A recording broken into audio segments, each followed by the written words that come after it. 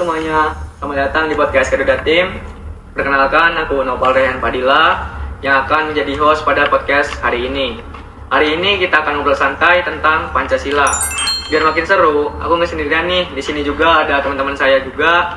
Kenalin dong guys, biar makin akrab. Halo, aku Alwan dari Teknik Industri. Halo, aku Mita dari Prodi Psikologi. Halo, aku Masya dari Program Studi Teknik Industri. Halo, aku Febri dari Teknik Industri. Nah, sebelum kita membahas setiap sila, aku mau nanya dulu nih pada kalian. Menurut kalian, sebenarnya apa sih Pancasila itu? Terus, kenapa Pancasila disebut sebagai dasar negara Indonesia?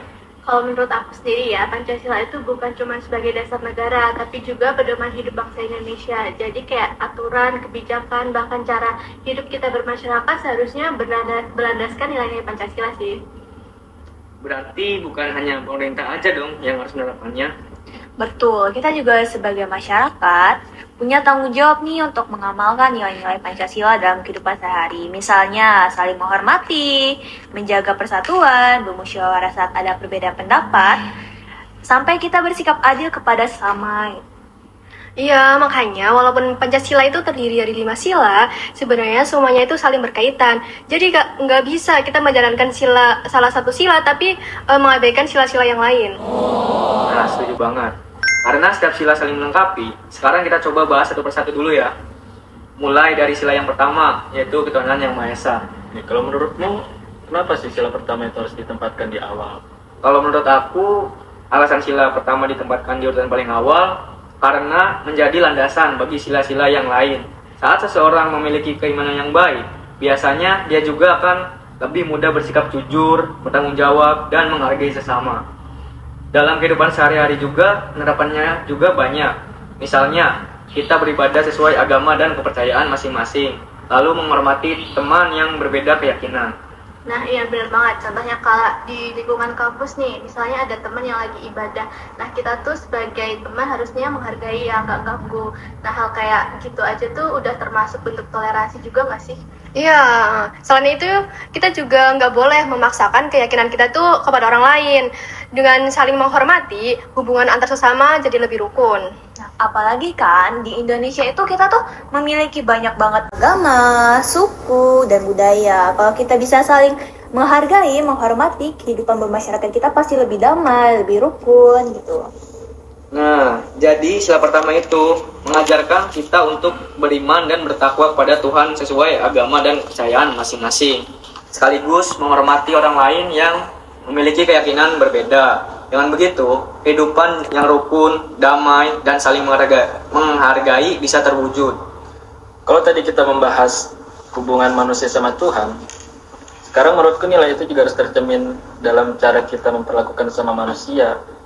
Sila kedua itu ngajarin kita kalau semua orang itu memiliki hak yang sama, martabat yang sama, terus juga derajat yang sama. Jadi kita nggak boleh beda-bedakan seorang karena suku, agama, ekonomi, atau bahkan penampilannya. Nah, benar juga. Kadang tanpa sadar masih ada orang yang menilai orang lain hanya dari penampilannya saja.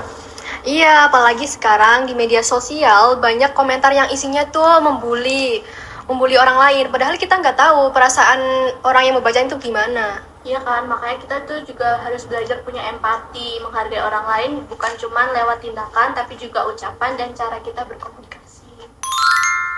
Jadi sila kedua ini ngajarin kita bahwa setiap manusia itu memiliki hak, derajat, dan martabat yang sama. Karena itu kita harus memperlakukan semua orang dengan adil, saling menghargai, dan menjunjung tinggi nilai kemanusiaan. Oke. Kalau setiap orang saling menghargai, pasti kehidupannya akan terasa lebih damai dong.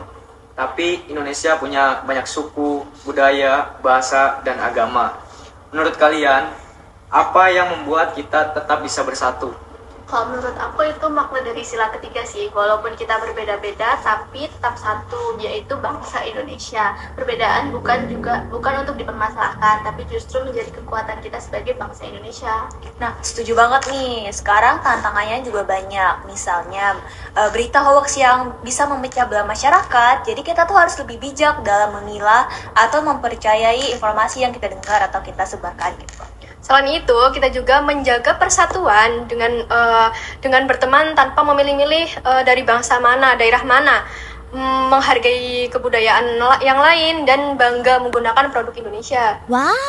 Kalau semua orang memiliki sikap seperti itu, persatuan Indonesia pasti akan tetap terjaga dong.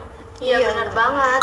Jadi itu inti dari sila ketiga ini mengajarkan kita untuk selalu mengutamakan persatuan di atas kepentingan pribadi maupun golongan dengan saling menghargai perbedaan, bekerja sama, kehidupan bermasyarakat akan menjadi lebih rukun, damai, dan kuat.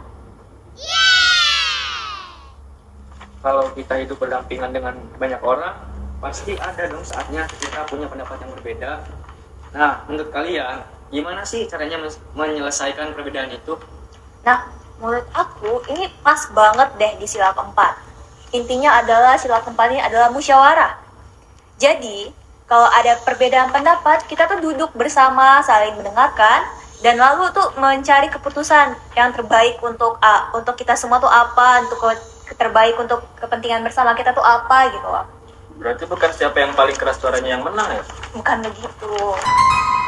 Gimana nih, gimana? Nah, jadi tuh dalam masyarakat semua orang tuh mempunyai kesempatan yang sama untuk menyampaikan pendapatnya nih guys. Nah, yang penting kita tuh saling menghargai walaupun perbedaan pendapat kita. Nah, benar. Contohnya seperti waktu kelompok kita menyusun podcast ini.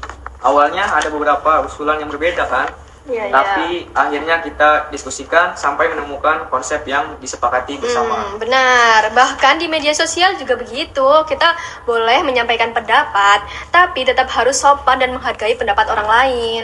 Nah, jadi sila keempat ini mengajarkan kita bahwa setiap keputusan sebaiknya diambil melalui musyawarah guys. Dengan menghargai setiap pendapat, dengan begitu keputusan yang dihasilkan dapat mengutamakan kepentingan bersama gitu. Iya, benar-benar. Kalau hasil musyawarah sudah disepakati, tentu harapannya bisa memberikan manfaat yang adil buat masyarakat kan?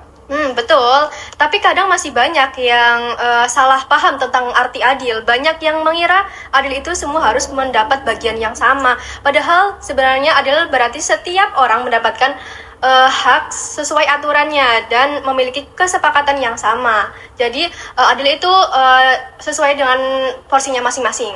Iya benar kan, apalagi misalnya kita di lingkungan kampus nih, misalnya semua mahasiswa itu punya kesempatan yang sama untuk belajar, bertanya kepada dosen dan mendapatkan nilai sesuai usaha yang udah mereka capai masing-masing. Iya, benar. Di lingkungan masyarakat tuh kayak ngantor dengan tertib, terus juga menjaga fasilitas umum, membantu tetangga yang membutuhkan, dan nggak ngambil hak orang lain. Itu juga termasuk kan ya? Iya, benar. Ternyata keadilan itu bisa dimulai dari kebiasaan kecil yang sering kita lakukan ya. Ya, benar-benar. Jadi sila kelima ini tuh mengajarkan kita untuk bersikap adil, menghargai orang lain, dan peduli terhadap sesama. Nilai-nilai tersebut bisa dimulai ditindaki dengan sederhana agar tercipta kehidupan yang lebih adil ke depannya. Oke, setelah ngobrol panjang tadi, aku jadi penasaran nih. Menurut kalian, dari 5 sila Pancasila, mana yang paling menantang untuk diterapkan dalam kehidupan sehari-hari? Kalau aku sih sila kedua ya, karena tanpa sadar kita itu masih suka nilai orang dari penampilannya gitu. Jadi kita harus terus belajar buat menghargai siapapun tanpa melihat latar belakangnya atau membeda-bedakan siapa yang kita lihat gitu. Benar. Nah itu juga benar banget, aku juga kadang masih suka gitu. Tapi kalau menurut aku di sila ketiga, soalnya sekarang kan informasi di media sosial itu udah banyak banget ya. Jadi kalau kita itu harus benar-benar bijak supaya nggak mudah terpengaruh berita yang belum tentu benar. Nah, kalau di sila keempat, menurut aku sih kadang tuh kita tuh merasa pendapat kita tuh paling benar, padahal belum tentu gitu. Padahal musyawarah mengajarkan kita untuk mendengar, saling menghargai pendapat orang lain gitu.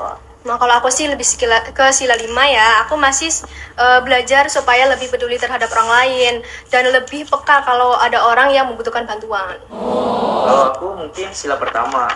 Kadang karena kesibukan kita jadi kurang konsisten dalam beribadah. Tapi yang penting kita harus tetap berusaha memperbaiki diri dan mengamalkan nilai-nilai Pancasila dalam kehidupan sehari-hari. Dari obrolan hari ini kita jadi tahu ya kalau Pancasila itu bukan cuma dasar negara atau hafalan yang kita pelajari di sekolah, tapi tetap jadi pedoman untuk kita menjalani kehidupan sehari-hari. Benar-benar.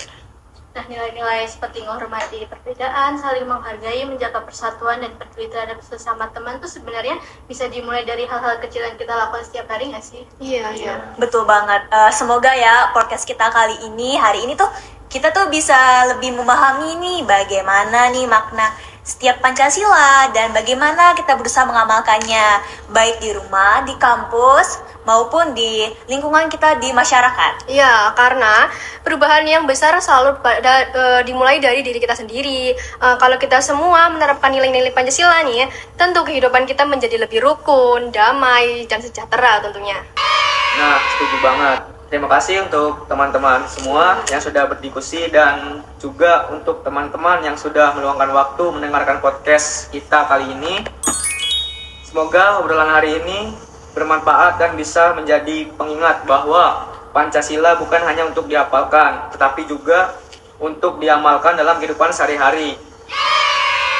Saya selaku host izin pamit undur diri. Sampai jumpa di lain kesempatan. Terima kasih. Bye bye.